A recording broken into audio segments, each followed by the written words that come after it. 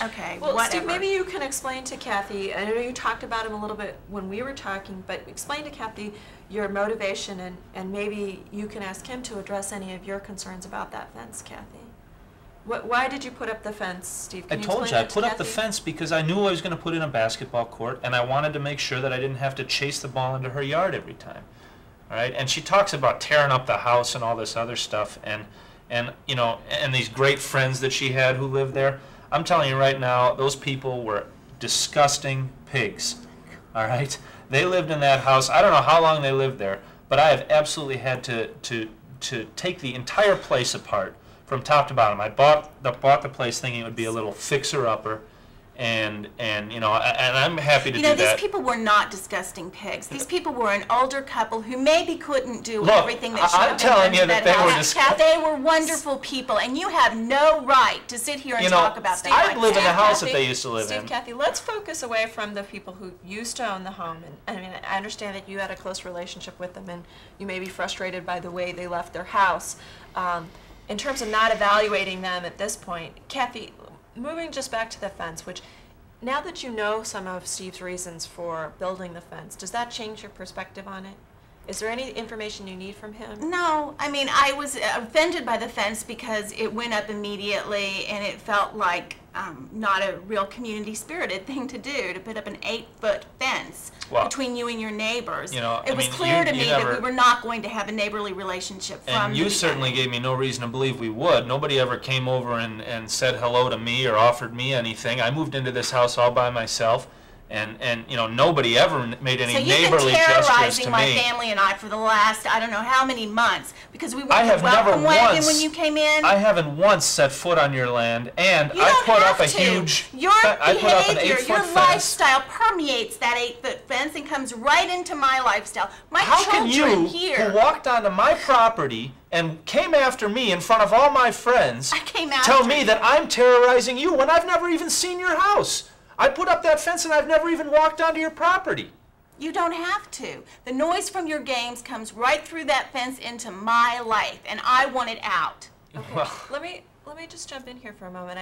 I'm hearing two different expectations. That one is both that there is a neighborliness, and you were upset by the fact that this great division went up between you and your new neighbor, and you seemed upset by the fact that that there wasn't any kind of community contribution. I'm not upset, but she talks about neighborliness. You know, she wants to sit there and pretend like she's the you know, the good neighbor who you know is like the den mother for our whole block or something. You flatter yourself. I have no desire to be your den mother. And I'm telling you that there's nothing like that. All right, I moved in. I didn't get a word from anybody. So both of you feel there hasn't been a real overt neighborliness demonstrated both by the lack of greeting and by this big fence that went up. But both of you are also talking about a desire to have what's going on in each of your expectations in each of your households separate.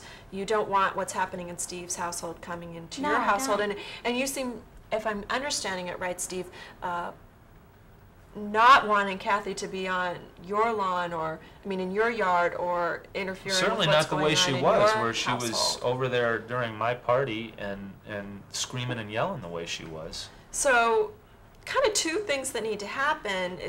I'm not sure how much, how the importance goes on each of them, but one, that things are, you would have preferred things to be more neighborly, but you also want a division so that you're not affected by what's happening in each of your house. And to an extent, those things seem to conflict a little bit, but maybe they can happen simultaneously.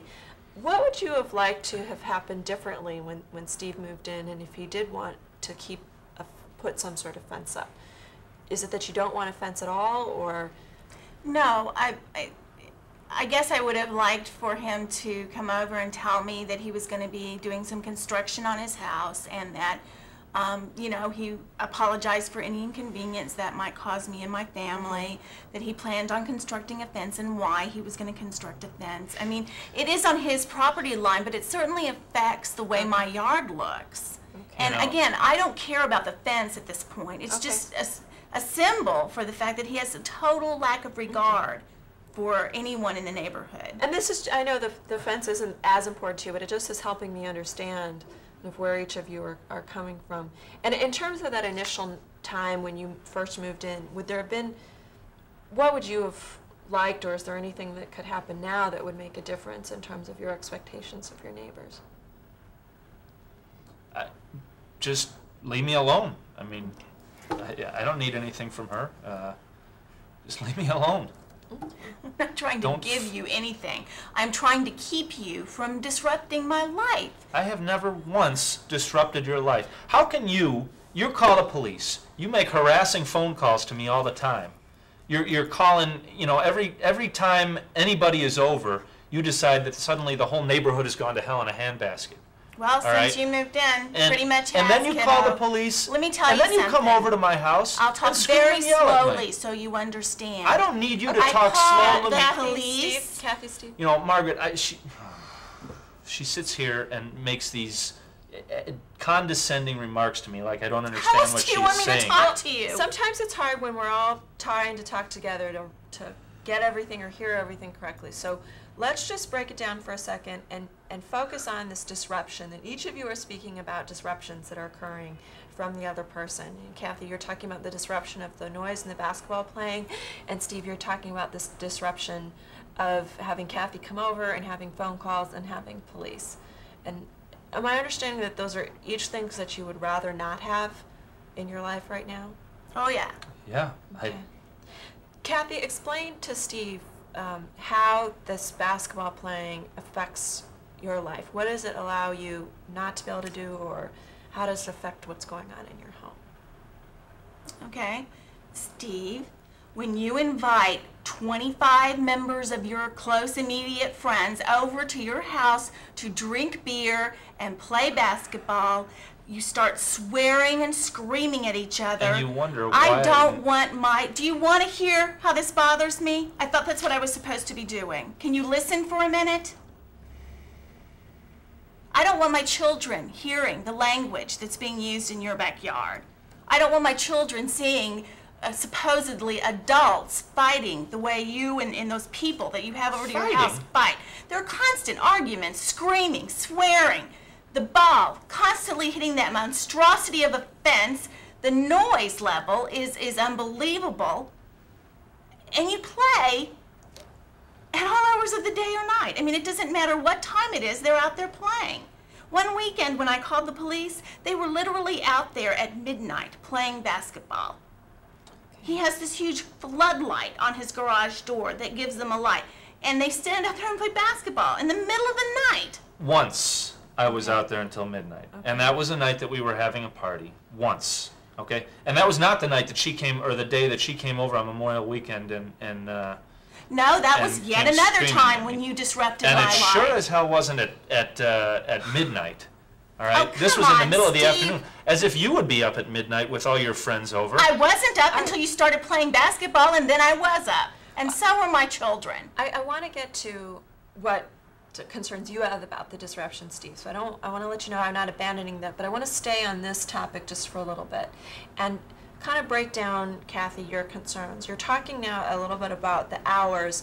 Let's get a better picture about when this is happening and when this is disrupting you. God, it's hard to think about when it's not. I usually get home around 5 o'clock on a weekday. And, you know, I pick up the kids, I come home, we're home, and we try to eat dinner around 6. We fix the backyard. I mean, we have a garden and a patio, and sometimes the kids like to eat outdoors because it's summertime. And we can't even enjoy a pleasant evening outdoors as a family without this, you know, scene going on next door. Okay, so it's happening, and I mean the ways that this is disrupting your life is the screaming. You're talking about screaming, you're talking about language and noise level and the hours. And so in terms of the times, you've got 5 o'clock on the weekday you're home, and you're saying, is this affecting you in those evenings on the weekday?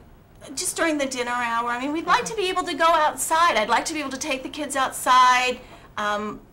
I do gardening. The children like to play in the backyard. They have a little swing set without hearing this brawl go on in his backyard. And then you're also talking about the effect, being late in the evening affecting you Well, at that that's point. usually on the weekend, when he has a bunch of people over and they end up in the backyard. It inevitably erupts into some basketball game. I mean, who has a basketball court in their backyard anyway? Okay. And the weekends, are there other times that it's disturbing you? Early in the morning, sometimes.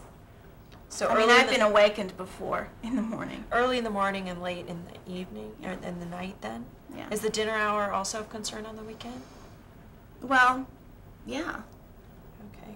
So you talked about needing for basketball playing to stop, but during the weekday, your house is empty then?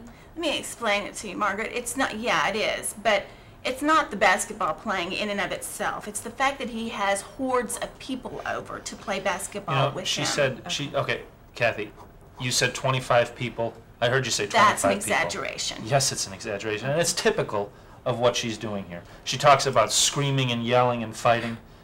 There has never been a fight on my basketball court, Oh, boy. okay?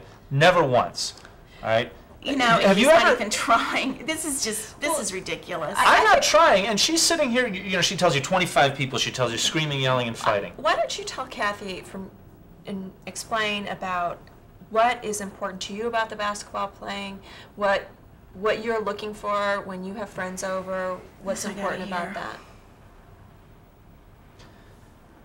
Kathy, I bought a house myself so that I would have a place where I could live and do what I wanted to do. All right? I was tired of renting apartments, so I bought a house. I saved up money, and I built a little basketball court in the backyard because I love to play basketball. And I have a lot of friends, and we all like to play basketball. Okay? I bought a house for that exact reason, so that I could have the freedom to do that. And as soon as I bought a house so move you could in, play basketball. I bought a house so that I would have the freedom to do what I want, and so that I could have people over to play basketball and to do other things. All right? Now, never one, 25 people, she says, I'll tell you right now, I had 15 or 20 over on Memorial Day, and that was a big one.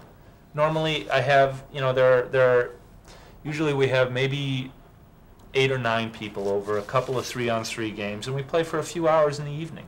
That's what I like to do. Tell me how that's important to you. Well, I work early in the morning, and I work hard during the day, and I like to relax at night. And the way I like to relax is to play a little basketball, let a little steam off.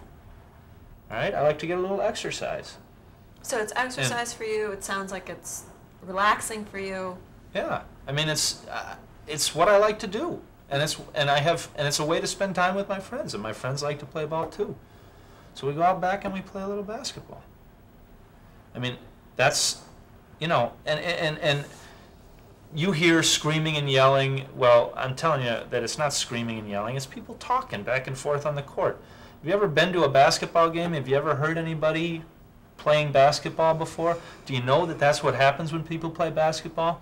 Have you ever been to a pro game where you can even hear them talking trash on the court to one another? It's not a big deal. It's not fighting. It's just playing, it's just the game. So those are some things I imagine you haven't heard before about what's important to Steve, about what's going on. And you were before explaining some things about how the basketball is affecting your house. In terms of how you say that that's a normal part of the basketball playing, is this Yeah. talking and all of that. And I'm hearing Kathy raise some concerns about how some of those things are affecting what's going on in her house. Are there ideas? And I'll tell you right now, if she thinks her kids don't hear those things at school, if she thinks her kids don't hear those things at the playground where other people are playing basketball, she's fooling herself, which wouldn't surprise me. I mean, that's just the way it is. People talk that way when people are doing I sports. can't control what They- goes on in the school 24 hours a day, but at least And there's you somebody can't there control who what says, goes on in my house either. I can control what goes on in my neighborhood. I mean, our neighborhood You is not can't zoned control for a what goes community on in center my house. next door. Our neighborhood is zoned for exactly what You know, I have Steve, there. when you moved into this neighborhood, you moved into a community. Does that concept permeate your brain at all? And what I mean, have can with you my just friends bring your coming over brain is a off the community. court for a minute and think about the fact that there are other people living in this neighborhood. And would you take your mind off yourself and your kids for a moment and think about I'm one of those people who's living in this neighborhood, and that's one of the things that I like to Before you moved do. into the neighborhood, it was peaceful and And I haven't had a quiet. complaint Adults from lived another there person. who had a clue. Nobody You are has such complained an at all. idiot. Kathy. Nobody else has complained, but Kathy. you. That's not Kathy, true. You're Steve, just the only Kathy, bitch in the Steve, neighborhood who Steve, sat there and complained. Steve, okay. I know that obviously this is a situation which is affecting each of you day in and day out, and it's very important to both of you. I'm going to ask you to bring it down just a little bit and talk about what it is that you would have liked to have done differently in terms of dealing with the complaints and how you communicate your concerns with each other. You know, I tried to call him. Right. I have tried to call him and just ask him to keep it down. Just watch the language and keep it down. I tried to do that. He didn't respond to that. I mean, he pretty much just blew me off and hung up, thinking that I was just going to go away or be intimidated by his demeanor. Well, I'm not intimidated by some, lame brain idiot that moves in next door. Okay. All right, I'm so- not going to be run out of my own neighborhood by this man. So your first effort was the phone calls, and what about those phone calls didn't work for you, Steve? I was sitting there. It was an evening. It was a nice spring evening. We were playing basketball. I wasn't going to stop and tell my friend, "Oh, sorry, the neighbors called and said that we can't be out here anymore."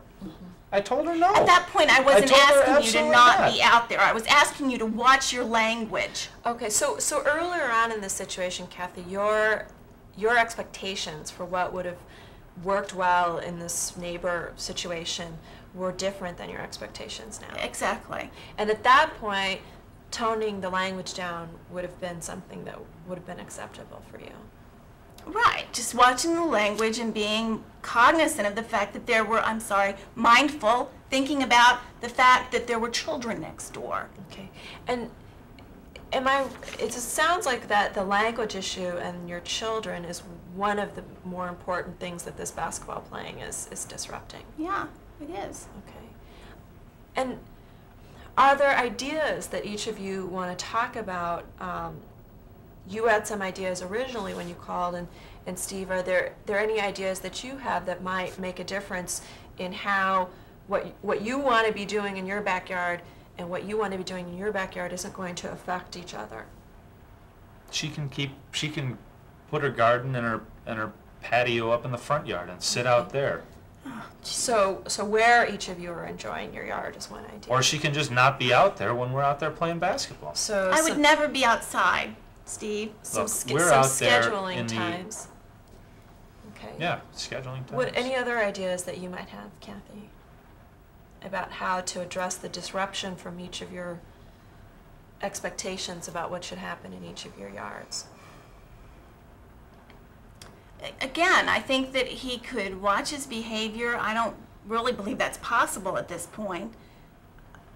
And I think he doesn't have to play constantly. He doesn't have to have these groups of people over to play basketball. So the number of people being one way of maybe modifying the situation. Right. And watching the behavior. So if it was just 2 people, that would be okay with you. It would certainly be different. Okay.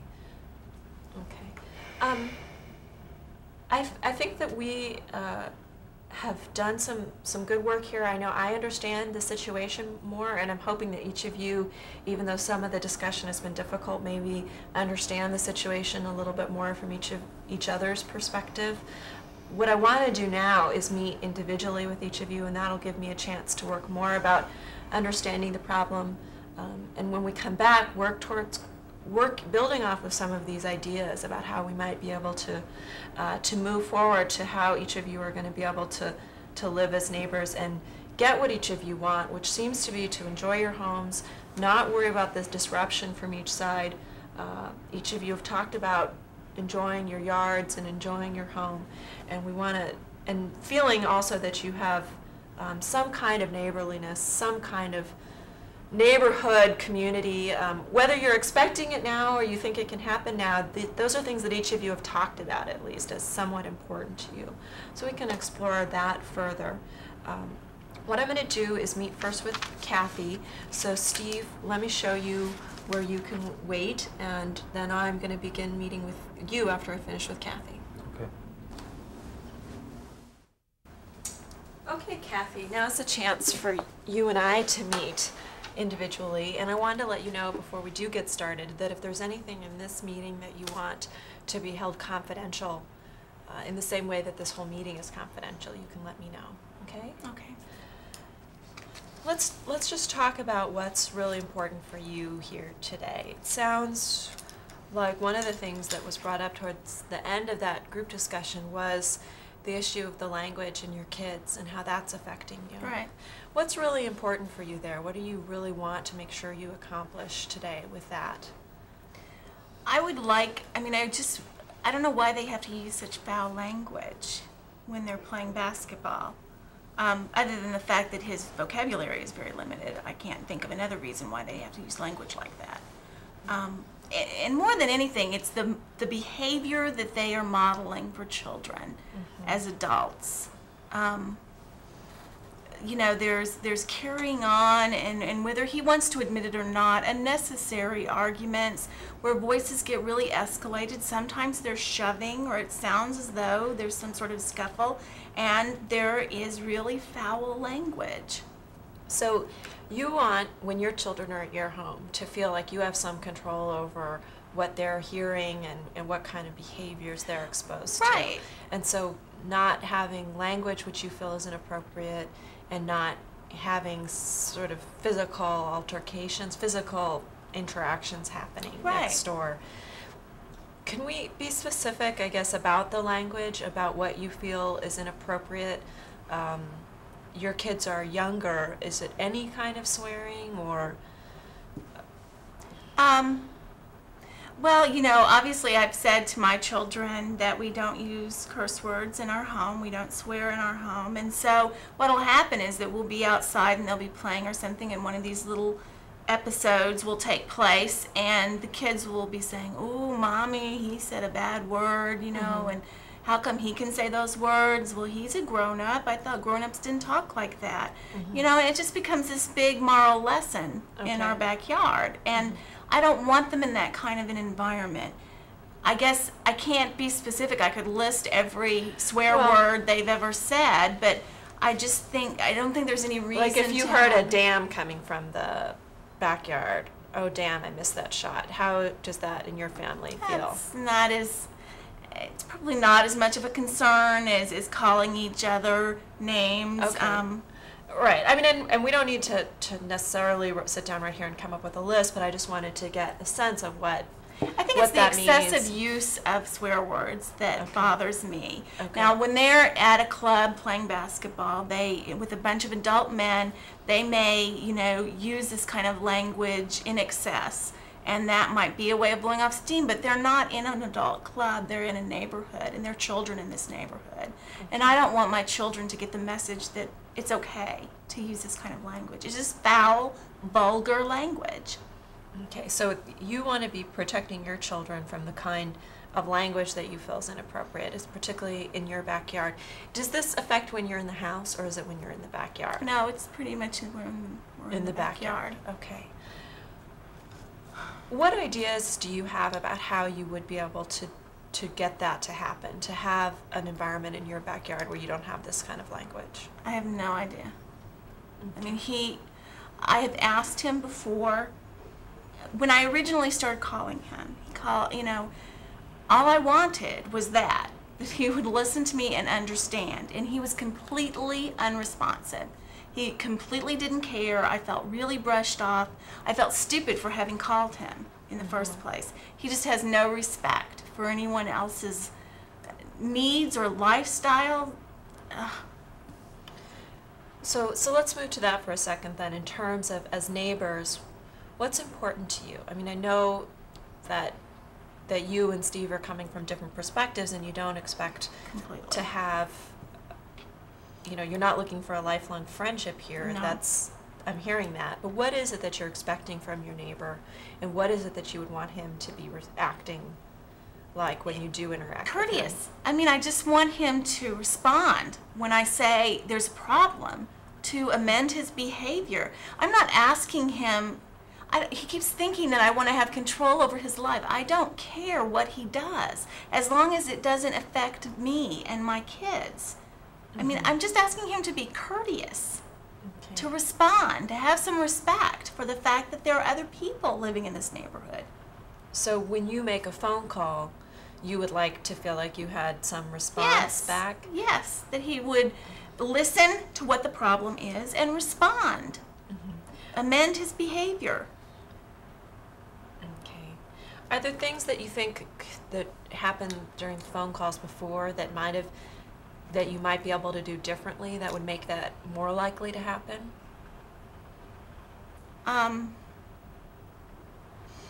Well, when I first called over, I realize now I'm pretty aggravated with him, and I'm not maybe being as much of an adult as I could be. But in the beginning, it wasn't like that. I called him, I was polite, I was courteous, and he didn't respond.